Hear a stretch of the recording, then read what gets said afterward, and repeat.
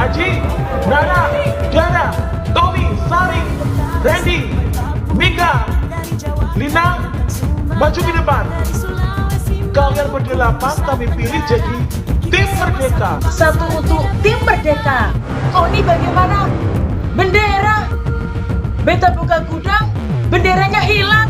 Aduh, itu bendera harus ketemu sebelum besok subuh. Siap, Baura. Berhenti, jangan lanjut. Bagaimana ini?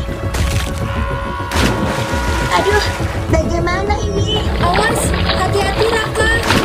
Ayo cepat, awas hati-hati, hati-hati banyak berbatuan. Aduh, Hati-hati, Lina. Kamu gak apa-apa. Pelan-pelan ya. Aku, Lina mana? Lina. Lina, itu ular besar. Cepat ke sana. hei, ada burung cantik, tapi dikurung di dalam kandang. Pasti ada yang menangkapnya. Yuk kita lepaskan. Jangan lupa itu. Kita harus. Jika kalian ingin bendera ini, tangkaplah burung yang tadi kalian lepaskan, lalu serahkan kepada kami. Kemunculan film animasi karya anak bangsa terbaru semakin menarik perhatian publik, tak terkecuali adanya Merah Putih One for All yang belakangan ini viral. Namun demikian, di balik viralnya film tersebut tidak sedikit orang yang mungkin menyimpan rasa penasaran terkait siapa pembuat film Merah Putih ataupun One for All. Sebagaimana diketahui baru-baru ini ada sebuah trailer film animasi karya anak bangsa bertajuk Merah Putih yang berhasil mencuri atensi berbagai kalangan masyarakat di Indonesia. Terlebih lagi, film ini mengusung tema yang erat kaitannya dengan cinta tanah air dan ditayangkan mendekati momentum proklamasi kemerdekaan Indonesia. Namun demikian, ada berbagai alasan dibalik hangatnya perbincangan terhadap film ini, termasuk sosok yang ada di balik layar pembuatan film Merah Putih One for All. Sinopsis Merah Putih One for All berfokus pada sebuah desa yang tengah antusias dalam menyambut datangnya Hari Kemerdekaan Indonesia. Di tengah-tengah persiapan peringatan tersebut, ada anak-anak yang dipilih secara khusus sebagai tim Merah Putih yang ditugaskan untuk menjaga bendera Sang Merah Putih. Sayangnya, sebelum upacara dimulai, bendera tersebut justru dinyatakan hilang. Kondisi ini membuat penduduk sekitar tidak tinggal diam. Dipilihnya 8 anak dari berbagai latar belakang budaya untuk ditugaskan dalam aksi heroik, yaitu mencari bendera Sang Merah Putih yang hilang secara misterius. Tak hanya terlibat dalam misi pencarian bendera yang hilang,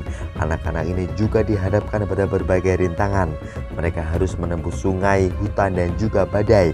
Bahkan mereka juga harus mengatasi perbedaan yang ada demi satu tujuan yang ada, yaitu memastikan bendera berkibar di Hari Kemerdekaan pada tanggal 17 Agustus nantinya. Berkat keberanian, kerjasama, dan rasa cinta tanah air yang tinggi, mereka dapat menyatukan perbedaan yang ada dan membentuk kekuatan untuk mewujudkannya. Lantas, mampukah mereka melakukannya? Sebagai informasi, film animasi Merah Putih One for All dijadwalkan tayang sejak tanggal 14 Agustus 2025. Artinya, film ini tayang sekiranya 3 hari sebelum peringatan proklamasi kemerdekaan yang jatuh pada 17 Agustus tahun 2025 mendatang.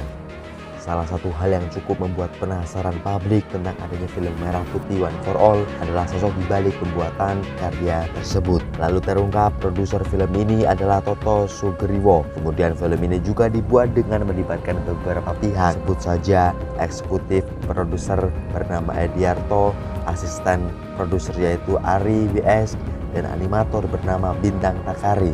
Dilansir dari Detik News, film yang disutradarai dan ditulis oleh Ediarto serta Bintang Takari ini disebut-sebut menghabiskan biaya sebesar 6,7 miliar. Menariknya, proses pengerjaan tidak membutuhkan waktu yang lama. Dikatakan proses produksi film Merah Putih One for All hanya dalam kurang dari 1 bulan saja. Hal inilah yang membuat masyarakat dari berbagai kalangan menaruh atensi terhadap proses pembuatan film ini. Dugaan penggunaan aset beli dari marketplace yang diungkap oleh konten kreator YouTube Yono Jambul menemukan Sejumlah aset film dibeli dari marketplace seperti DS3D, termasuk latar Strait of Mumbai yang dinilai tidak mencerminkan nuansa lokal Indonesia perbandingan dengan Demon Slayer dan Jumbo. Warganet membandingkan film ini dengan Demon Slayer dan animasi lokal Jumbo.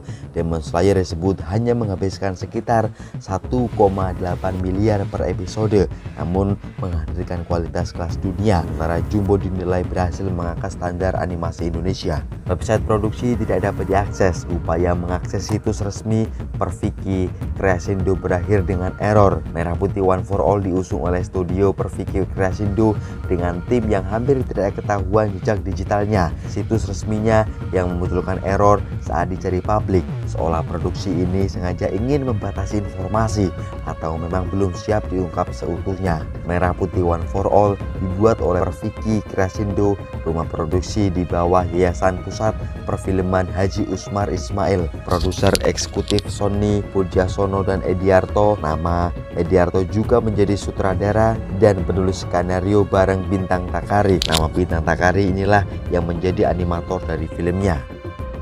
Borders kita Donald, dan yang paling disukai oleh anak-anak Indo zaman dahulu adalah seusia Anda dulu itu, bukan saya, itu ya Donald, Tom and Jerry.